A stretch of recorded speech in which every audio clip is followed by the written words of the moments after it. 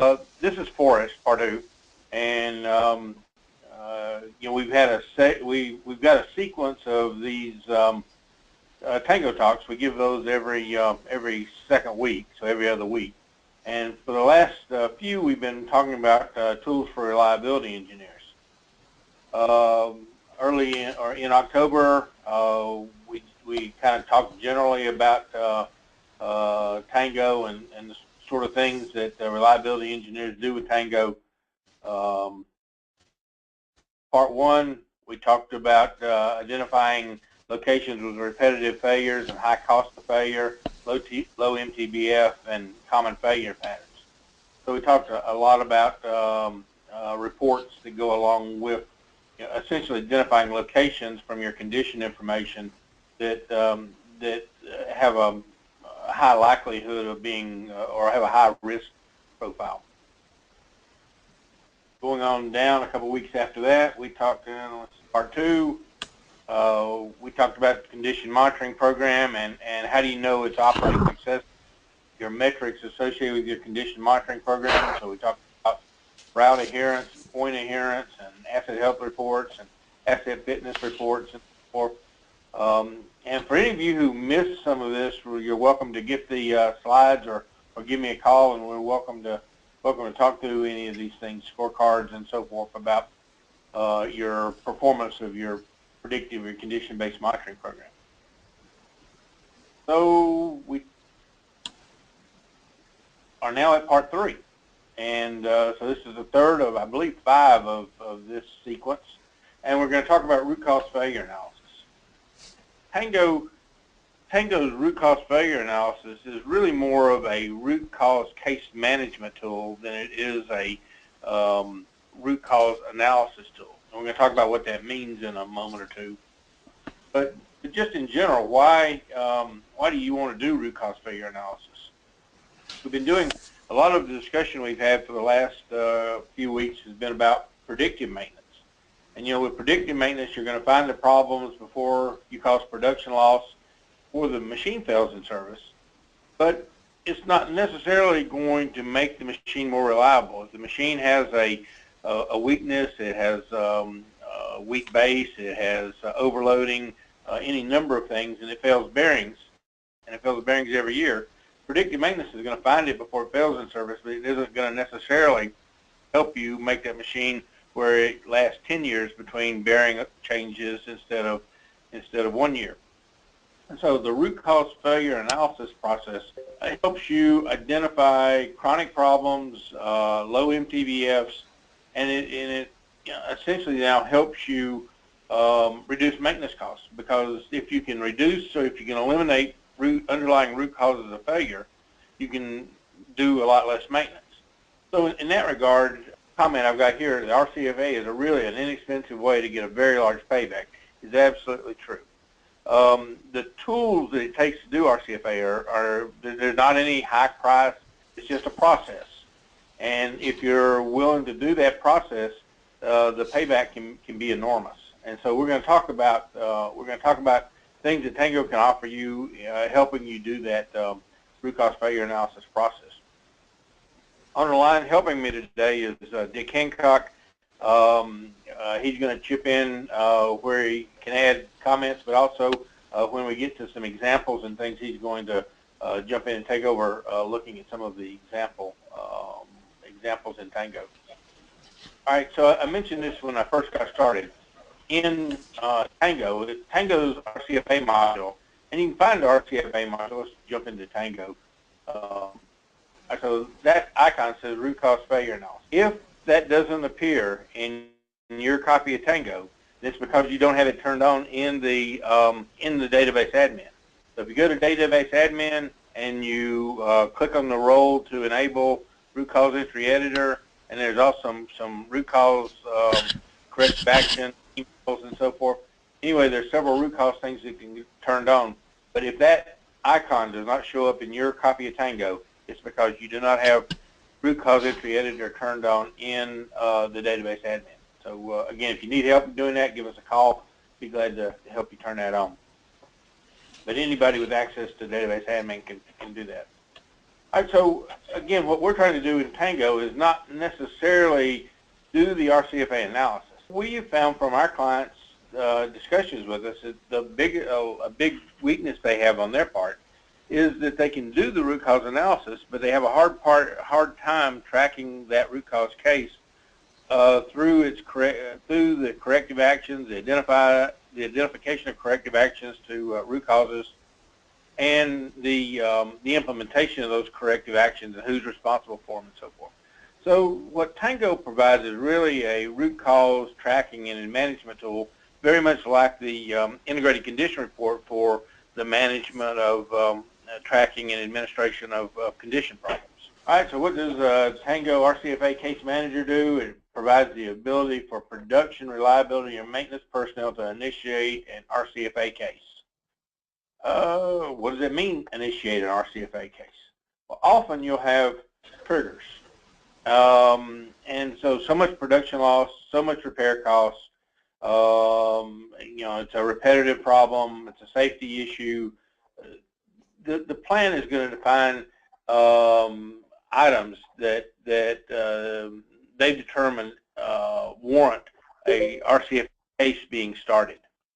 And so again, maybe it's 3 hours, 4 hours of production loss.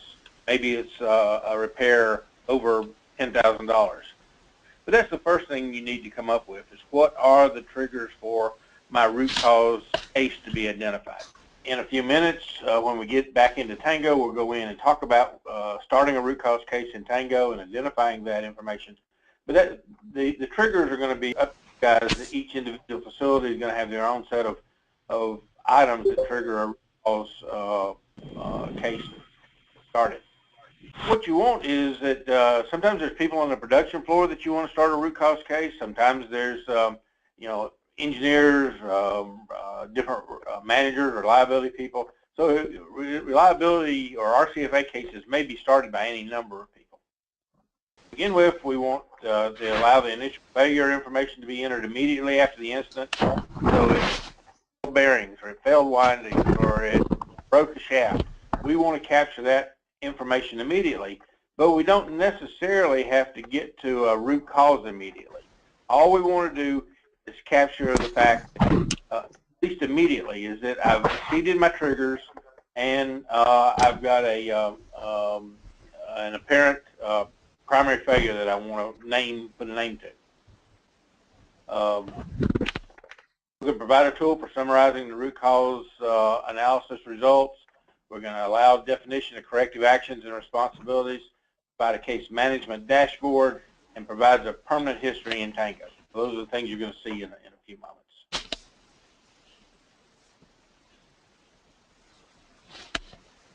Back to who can start a root cause case. I've seen it kind of all over the board. Sometimes if you're in a production environment and a machine jams, you've got something that takes a line down, you may have the production supervisor start a root cause case immediately right there from the area supervisors on failures, planners maybe, reliability engineers, manager, the one responsible in Tango for starting an RCFA case. We talked about life cycle history back in earlier parts of Tango, but just one of the items that may trigger a root cause case is when you're looking at a open condition entry and you see that this machine has had a repetitive failure and it's got a failure in 2012 and 2014, 2016, then you may say, gee, it's time to say I've got a, and I know these are hard to see, but this is talking about bearing problems each time. Maybe it's time to say I've got a recurring bearing problem. From that, I'm going to open a root cause case and try to figure out what's going on with that repetitive bearing problem. Before we jump into looking at root cause for a moment, let's talk a little bit about terminology. In Tango, you're going to be asked to define the failure progression. And the failure progression is going to go from primary failure through secondary failures to root cause. An example might be that the windings burned up on this motor. Well, windings burned up Secondary items may be that I breaker tripped multiple times. I may find that I've got other high vibration, things like that, and I may get to the root cause where I find that the windings failed for, let's call it water in the winding, grease in the winding, some sort of contaminant getting into the windings. That takes me all the way through the sequence. I may have multiple primary failures. I may even have multiple root causes. Root causes, although Tango doesn't necessarily require that you label something as a root cause to determine corrective action. Usually, unless tell you something about your database, you have to identify something as a root cause in order for corrective actions to be defined. And again, I think that's going to make more sense when I get to the root cause package in a moment or two.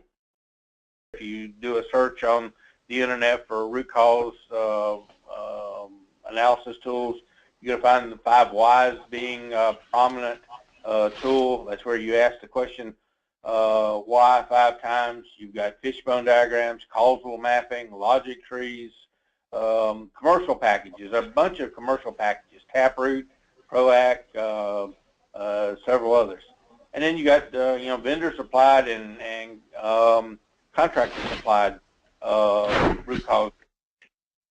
Again, these sources of root cause information, they're all good. None of them are particularly expensive. Most of the time, your plant already has something in the process, something set out for you to use for, identifying root causes of failure. Just as another example of things you're going to find in literature, people talk about there being several different types of root causes. Physical root causes, again, it can be touched, smelled, felt. So our bearings burning, our windings burning up, things like that are going to be physical. Then there's systemic, based on procedures, communication, training, documentation. Some people in the literature say that a root cause almost always has some sort of human cause or systemic cause to go along with the physical cause. So you may want to look at that. Of course, human causes related to errors in judgment and behavior. I mean, that's the worst kind, because then you're going to get into a political finger pointing and big root cause cases with a big team, and human root causes are always not enjoyable to me anyway. With that in mind, again, what I'm trying to do is just kind of take you through why we're going to do a root cause case. Let's jump into the Tango.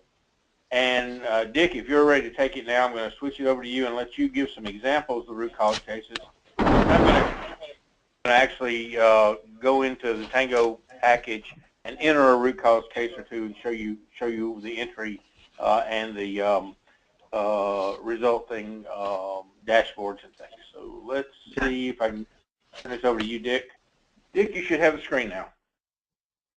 Okay, everyone should be seeing one of the, by the way, I'm Dick Hancock with 24/7 Systems here in Knoxville, Tennessee. And what you should be seeing via GoToMeeting now is the Tango screen, basically the home page for a database that we call a Northwest paper demo. We've had permission from this previous plant customer to use this information. In order to, I'm going to show you the results of what Tango does to track and manage the developments within a root cause case. Once it's turned on, you would access it by the primary button on the taskbar called root cause. It's going to bring up the root cause case page, and it'll give you a status. And I'm going to enlarge this so you can see the entire screen. It's going to put, it's very similar to our integrated condition status, where the default view is going to bring the cases that have been judged at the highest severity level to the top of the list, and then there'll be lots of others. And again, at this paper mill, they were doing a tremendous job at applying resources to track a large number. So you'll see they had a whole lot, practically everything was severe before they got to cases that were at a moderate level. In a case like this, by the way, since this list, and just to go over, we're going to go into the detail case in just a minute by clicking this Actions button on the left-hand side.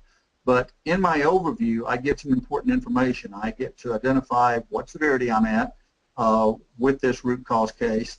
I have the information about the physical location from the asset of the machine train and the individual component, what type of equipment it's been deemed to be, a summary of the problem, who is the owner. And when we start showing you how to set one of these up, you'll see that that's an important case because somebody gets to own, you know, this one individual root cause case.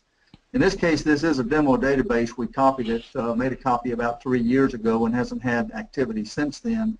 So that's why it's showing this many days, but it has tells you how many days this particular problem is or root cause case has been out there before all the corrective actions that were deemed appropriate have actually been fulfilled, checked off, and the case was ready for closure. And in particular, in this case, I can even determine that we haven't identified anything as a root cause on this particular problem with this conveyor. Although in this case, there had been corrective actions closed even without a root cause identified, so it tells me I've got 1 of 5. So just to kind of give you that feel, the primary focus on this dashboard is to tell you what have I got out there that's involved in a root cause case, and in particular, are there things that we've already identified that should be being corrected, and how far down the track are we? So I've got 1 of 5, that's not very far, 0 of 4, 1 of 3. On this one, on this roll lost cover, I have at least 3 of 4. So you get the ability to watch the progression as things get completed. And again, what you're going to see with them when I get into the details is the real focus of this isn't did we determine a root cause, it's what did we decide needed to be done about this root cause, who was going to be responsible for those corrective actions, and did they get it done by their due date, or has it actually been done yet at all? Now, before I go into the details, let me also point out that there are some tools available to you. I can actually hide or show columns if you don't want to see all of these columns, or in fact, there's one additional column I can turn on that identifies how many total faults on this root cause case have been identified. So you'll see that I actually added this total faults identified column if you wanted to see everything that's available in the root cause manager. The other primary tool is a powerful filter. So I get the option to say, do I just want to see what we have that's outstanding this year, and I don't want to worry about the older ones, or maybe I want to see older ones and sort it down that way. I can also bring up closed ones. Again, the default view in the dashboard is going to bring up everything. It's going to give you those that have occurred and haven't been checked off for closure or haven't actually been closed yet.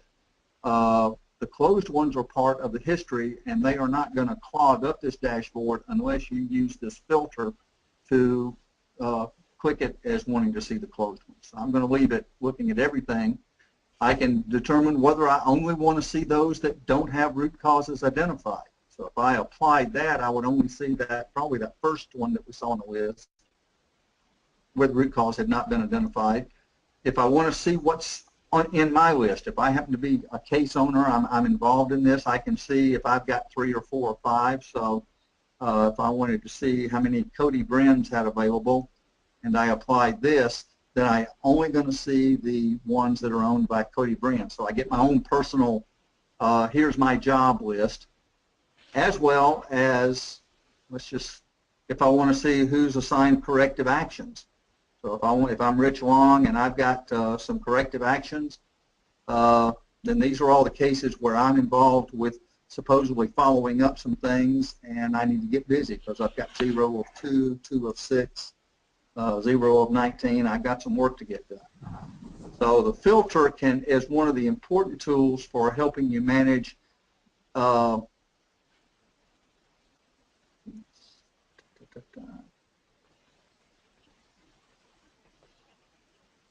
I want to clear that. Okay. And finally, if I simply want to determine if I'm looking at specific types of equipment that have root causes, then I can bring up this list will be populated with all the available equipment types within that particular Tango database that have root cause cases open against them. So the filtering can help you zero in on the small amount, because again, other than the overall dashboard, there's no way you can really consume or make good decisions when you're looking at a list as long as this one is. Now, when I get down to the point of saying I need to find out what's going on with each individual case, I can go to one, and again, I don't have to just sort through the list or filter it. If I simply know an equipment number or a location name, however I set up my location structure in the database, I can use this quick search. So here, if I look for something that carries an asset number, in this case it's the component asset number that begins with 126900, I find out it's an induced draft fan that had a high vibration report. Now when I want to see the details, I can go to the actions column, and here we see the person identified as the owner, what severity it was determined to be, the frequency with which this particular problem occurred, when it last happened or triggered this case and was actually repaired. If I want to start tracking downtime and cost, then I can put in some numbers here and do some calculations. I once again see the problem summary, and now I get the full problem description that's been entered. So this was a fan foundation harmonic problem that was being transmitted through the building structure. They had done some stiffness measurements. These are all the things that they did with whatever type of root cause tools they were using, and they came up with this list of here were the problems that they had found, and trying to figure out which among this list might be the actual root cause.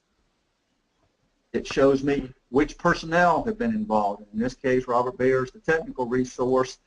And then out of these problems, these fault modes that have been identified, I have an alignment problem, a balance problem, and a contamination or dirtiness problem. And it tells me which ones have been judged to be at the root cause. So the alignment was judged to be a root cause. Balance was a resulting effect of this foundation stiffness issue. And they also determined that dirt, the uncleanliness, was a root cause. For each of these faults, now as a default, when you first set this up in the database, it will be set up so that corrective actions with this plus sign can only be added with a problem that's deemed to be a root cause.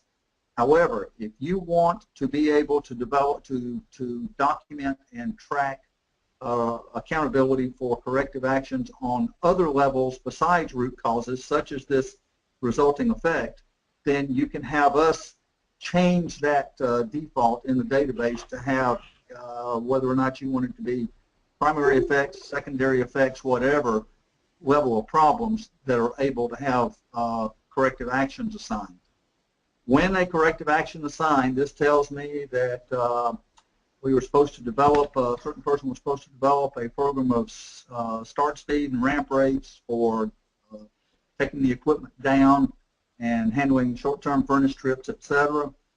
It was due on October 18th, 2013. There's been no work order, and at this point, this item is still open. It has not been closed. And again, this hasn't had any activity in this database for 3 years or so, so it's never gotten closed. If it had been closed, it would actually give me a closure date and any other pertinent information associated with the closure steps on this.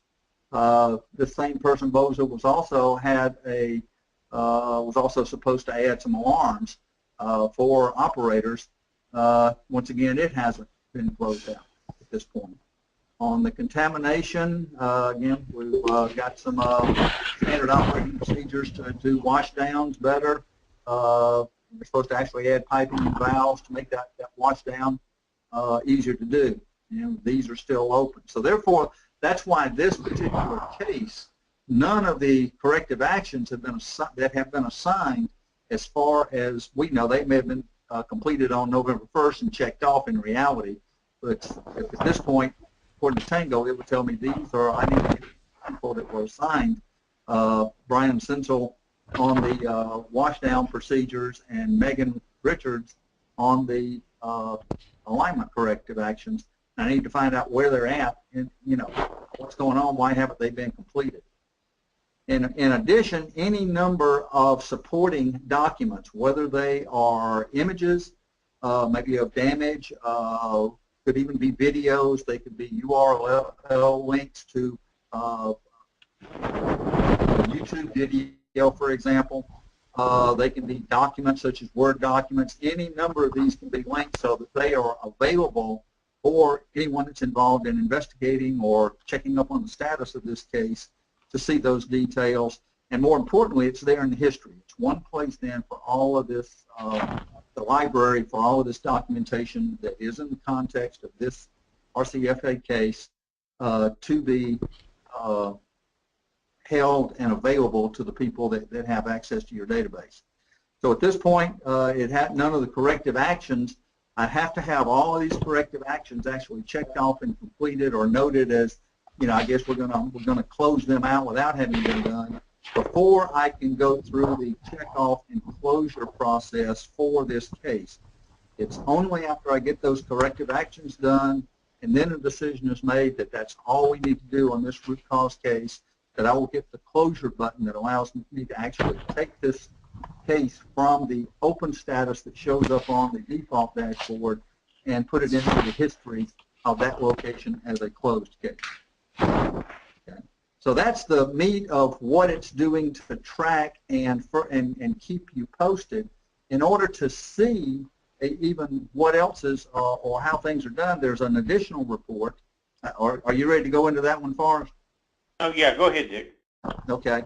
There's an additional report that lets me keep track of the corrective action status. So at any point in time, I can simply run one report, and it says for any individual user, here's what's on his list, either one item or multiple items, and what the due dates were, etc. So, and I can open up the details and either view, or if I have permissions, I can add more information to this case from this interactive corrective action step, which the final step I'll tell you is also some people still love to say, okay, these are the static or the standard reports and the dashboard that we have in Tango, but if you actually want to take this information after you filtered it and you want to put it out into Excel because you want to slice it and dice it for presentation in a way that you more personally like, then that functionality is also available to you. So with that, that's I guess you got any other comments in terms of how to use this, Forrest, and keeping up with which cases are the highest severity and where they're at in terms of how well we're doing on getting these corrective actions closed and figuring out who's responsible so we can go find out what may be holding things up?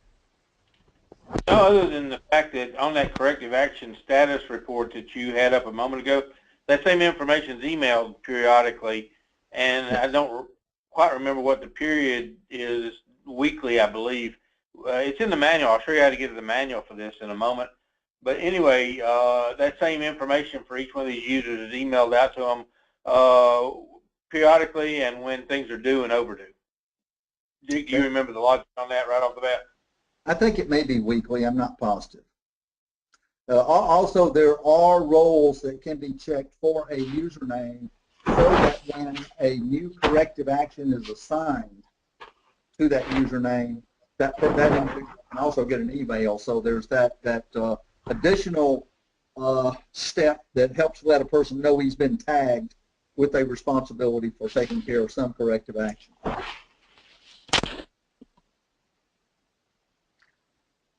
Okay, I think you wanted to pick it up from there and go into the how to get all of this information populated, Forrest. Is that what you want? Yep, let me move the screen back over for a moment. Okay. We're back. I hope everybody can see my screen. I'm going into our Tango demo database. I think I am anyway. You may want to maximize your screen for us so it will show up bigger on everyone's GoToMeeting. Okay, it is maximized actually. Oh, okay. It's minimized on mine. Okay, I'll fix that.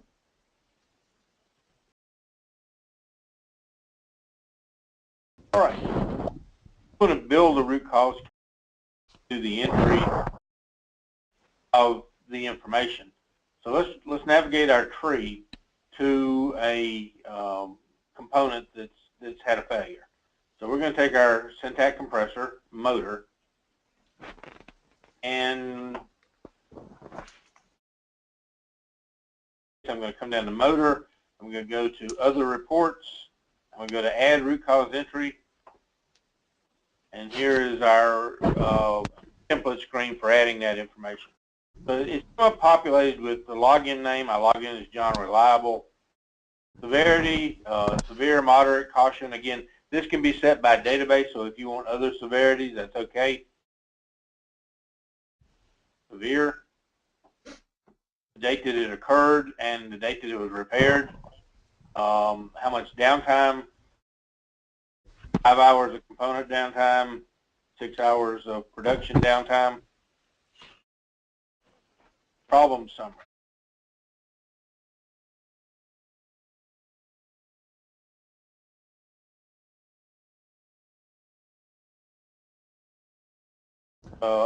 Winding failure, and then now I've got a problem description. I want to put as much, I mean, you don't want this to get far away from you.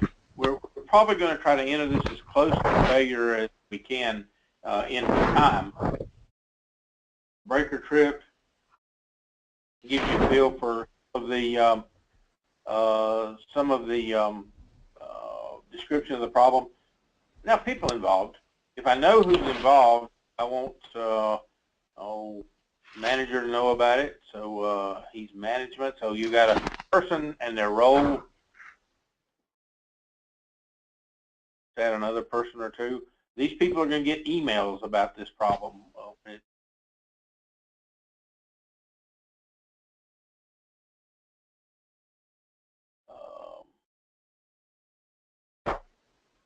All right, so at this point, I have identified the problem. It's got so much production downtime. To say that it was a chronic, again, it's a chronic or sporadic. Chronic just means that I feel like it happens a lot. So let's say that this is a chronic problem. It's happened before. So at this point, I'm going to hit save. I already got added to the list. Here's our one syntax, motor, winding failure, been open 0 days. No root causes have been identified. No corrective actions have been identified. We go to the tree. You're going to see in the tree there's now a RCFA winding failure November 22nd. So that entry is your permanent entry. It's going to be there from now on. So if I have multiple RCFAs for this location, I'll be able to go back, find any one of them, recover the information. So that's your permanent record. As you can see from the tree, I've got, under this motor, I've got some trend and observation things. I've got some oil sample points. I've got some condition entries.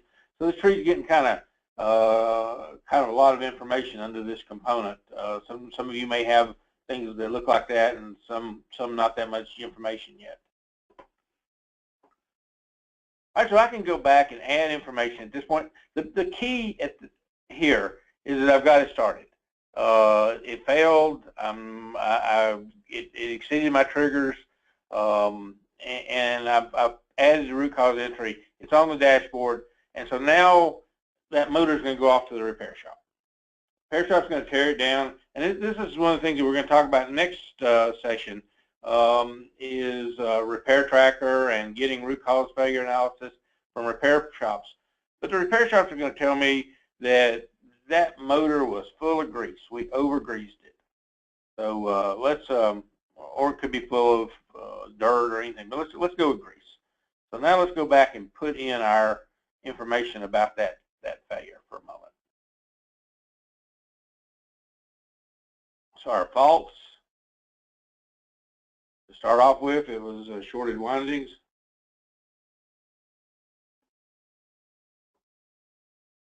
Shorted windings on the stator.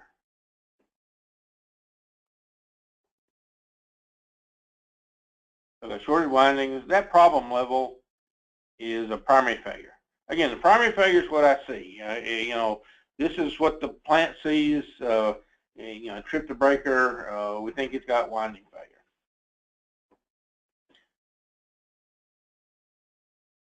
Sent it out to the shop. The shop said, "Oops, sorry, let's not hit that button." The shop said that it's full of grease. Grease and windings. Another thing I find is that the failure codes that are in Tango are pretty good for what you want to put in for your condition problems, but you may not have all the root causes you need. It's not at all uncommon that I find that there are things that I need that aren't on the list and I can't find them in the search. So I may have to exit my RCFA entry at this point, go add those things to the fault list, and they come back. In fact, a lot of times I'll make a section in the fault list just for root cause items. And so again, if you need help figuring out how to do that, let me know. But again, those are added just like you do any other faults for your condition entry program. And so this comes from the same list as your condition entry faults or your failure faults. But sometimes, again, you don't have the specific things you need for root causes, and you need to get those in there. Oh, let's call that a root cause for right now.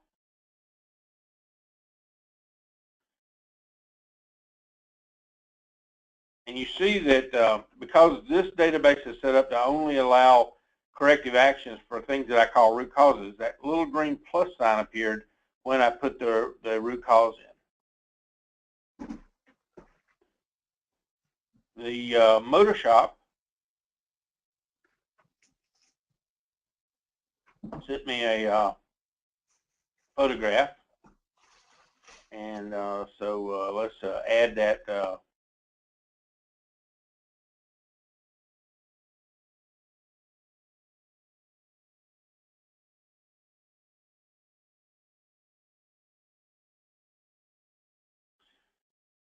I'm adding that document.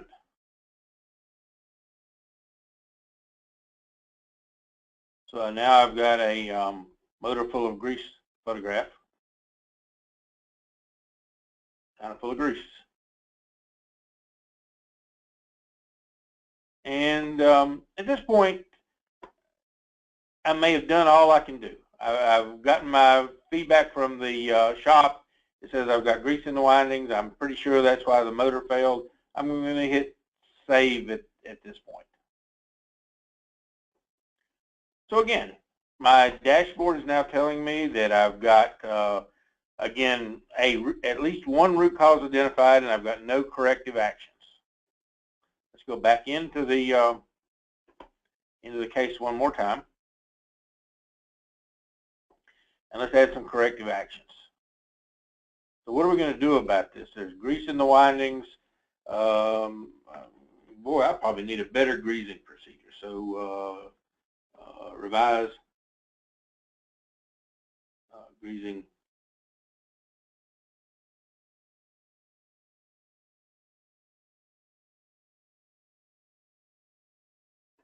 And I'm going to assign that to,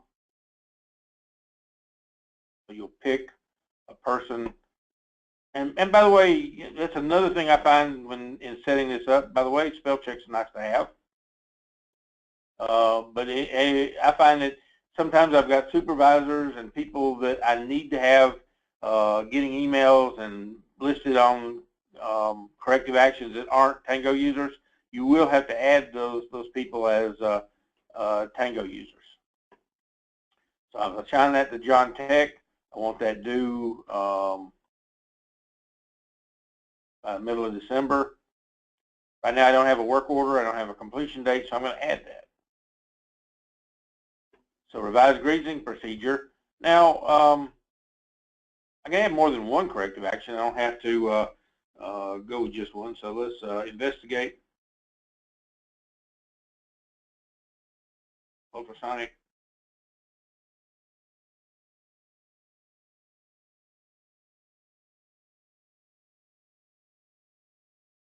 again, I'm going to assign that to.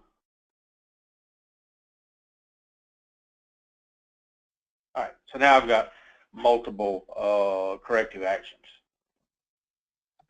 Save it one more time. And back to the dashboard. You see that I've got root causes identified. I've got 0 of 2 corrective actions complete. So now back into the case again. You see I'm coming and going from the case quite a bit as I need to add information. And so we've investigated the ultrasonic grease gun. We think that's probably a pretty good idea. We're going to complete that action. So it's completed. I could have added a work order number if I'd needed to. So now let's go hit save one more time. You see that again, this is incrementing the corrective actions. I've got 1 of 2 completed. And back in. You may make a point that if you're doing this saving in order to show the dashboard, but if you simply want to, if you're putting in a lot of information and you want to save and continue, it'll keep you on this same page after it has saved all the information. Yeah, in fact, a lot of times you find a lot of typing, and I like to save fairly often.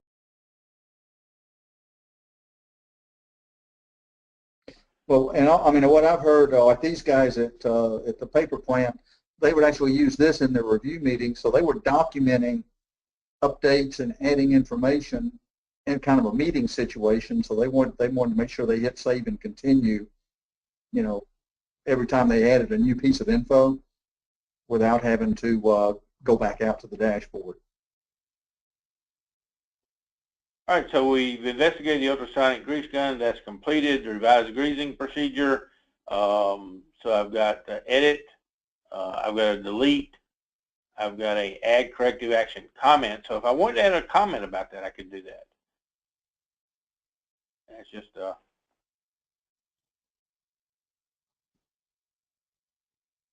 so you see, I'm now going to keep a thread of comments about this corrective action if I need to. The edit lets me add my work order number,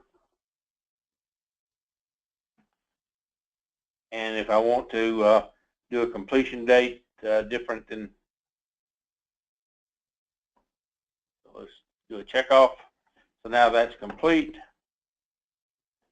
Save it one more time.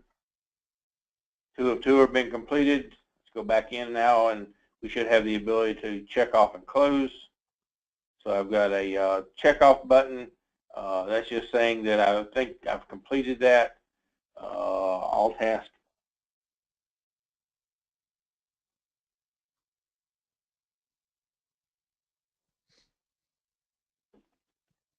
Now, one of the things I need to ask myself is I've got 3 of these compressors.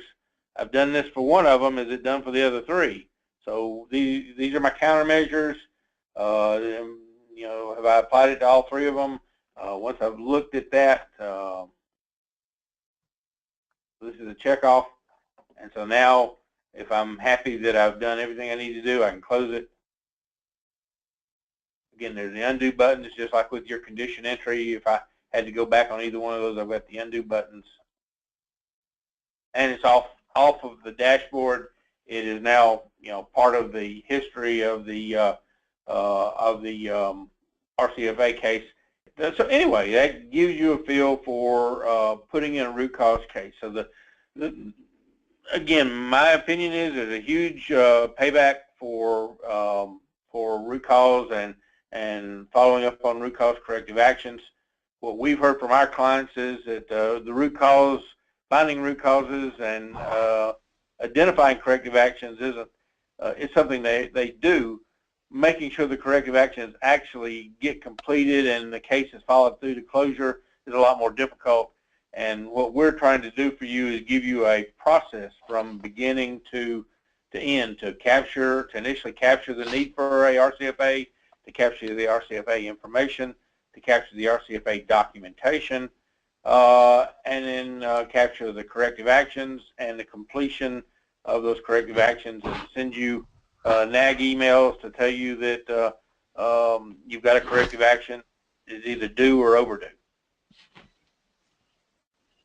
With that in mind, we've run through the root cause information I wanted to get out today. We've taken the better part of an hour, so I sure appreciate you guys joining us. Any questions? Anything else I can show you? Yeah. Okay. Also, I've built this as one big PowerPoint with now it's got about 40 or 50 slides on it, and we'll be going now for another couple of sessions after this, but I'll be glad to send anybody that wants it the PowerPoints on this. Just to let you know, the next one coming up is part 4, and so 2 weeks from now we'll be discussing repair vendor management, repair tracker, vendor qualification, repair procedures, failure autopsies. I'm a big believer in autopsying failures, and equipment history analysis is taking all this information and aggregating it to give you a look at the whole plan as a view. And then part 5 is component lifecycle management, critical spares, basic measures of reliability, and cost of failure analysis. So and I can, if anyone wants to get copies of the PowerPoint or links to the recorded sessions, if you'll send us an email, we'll be happy to get that info out to you. Well, guys, thanks for joining us. If you need anything at all, just let us know. All right, I'm going to close the meeting, but if there are any questions, shoot us an email.